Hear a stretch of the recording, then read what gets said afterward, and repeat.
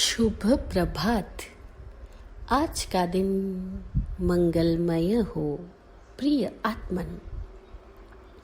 एक साधक जब अंतर यात्रा करता है तो वह अपने चित्त की वृत्तियों को, उसके विविध नृत्यों को देखता है। उन चित्त की वृत्तियों में जो मौजूद पकड़ है, धारणा है, जो गहराई से जमी हुई भावनाएं हैं, उन्हें ही संज्ञा भी कहा जाता है। आत्मज्ञानी विराट गुरु जी कहा करते कि संज्ञा मूल है और कषाय उसके परिणाम है। भीतर में संज्ञा होगी तो बाहर में कषाय पैदा होंगे।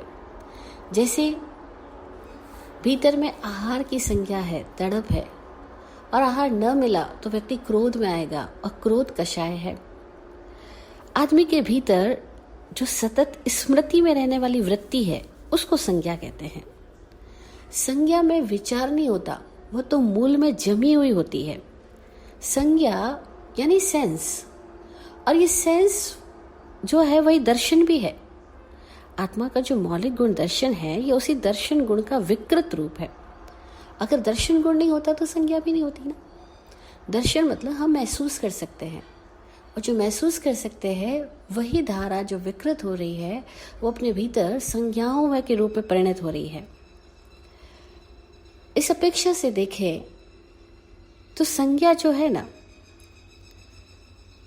उससे कषाय पैदा होते हैं। इसलिए संज्ञा को बदलना चाहिए। और संज्ञा को बदलने के लिए जैन सूत्रों में 4 शिक्षा व्रत दिए गए हैं। 4 शिक्षा व्रतों के अभ्यास से एक साधक अपनी संज्ञाओं को जीत सकता है, बदल सकता है। जीत नहीं सकता, कन्वर्ट कर सकता है। वे 4 शिक्षा व्रत क्या है? श्रावक के, समणोपासक के जो 12 व्रत है, उनमें अंतिम 4 व्रत, 9वां सामायिक व्रत, 10वां देशावगासिक व्रत, 11वां पौषध व्रत और 12वां अतिथि समविभाग व्रत।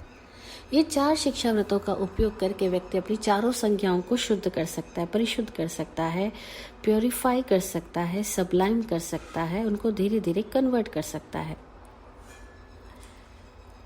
जैसे आहार संज्ञा है, सामायिक का अभ्यास हो, भय संज्ञा है, देशावगासिक का अभ्यास, मैथुन संज्ञा, प्रतिपूर्ण पौषध व्रत का अभ्यास हो, और परिग्रह संज्ञा है, अतिथि समविभाग व्रत का अभ्यास हो।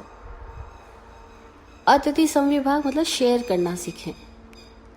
जितनी जितनी शेयरिंग बढ़ेगी, जितनी जितनी दूसरों के प्रति सहभागिता, सहयोग भाव बढ़ेगा और दूसरों के लिए हम उदार हो पाएंगे, हम अपनी चीज़ों को छोड़ पाएंगे आसानी से, उतनी उतनी परिग्रह संज्ञा जो लोभ कषाय में परिणत होती है वो घटती चली जाएगी।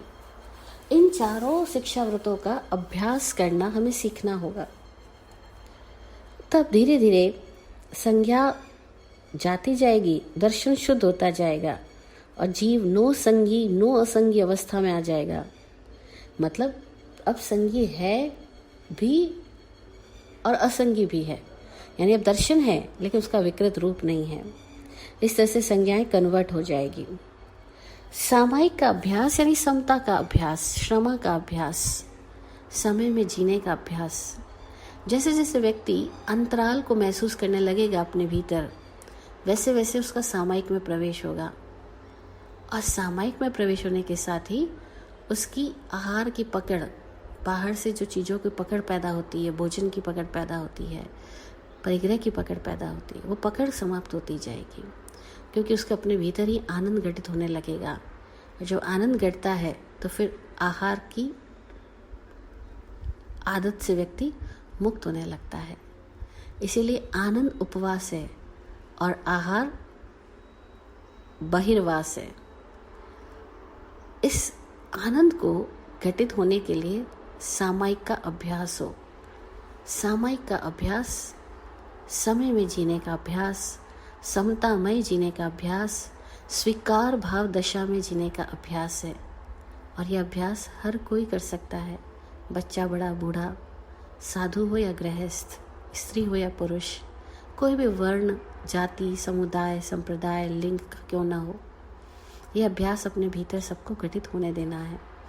इस अभ्यास के लिए संकल्प हो, सजगता हो कि मैं समता में रहूँगा, स्वीकार भाव दशा में रहूँगा, अपेक्षाओं में नहीं उलझूँगा।